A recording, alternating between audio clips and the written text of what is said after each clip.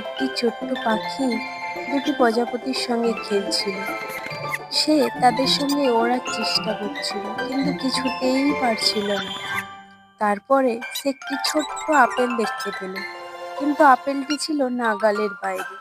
সে উড়ে উড়ে আপেলটি ধরবার চেষ্টা করে, কিন্তু কিছুতেই পারল না।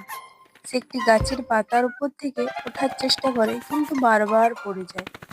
সে আবারও কিছুটা চেষ্টার পরে একটি বড় পাতার সাহায্যে ফলটি পাড়তে গিয়েছিল, কিন্তু পারল না।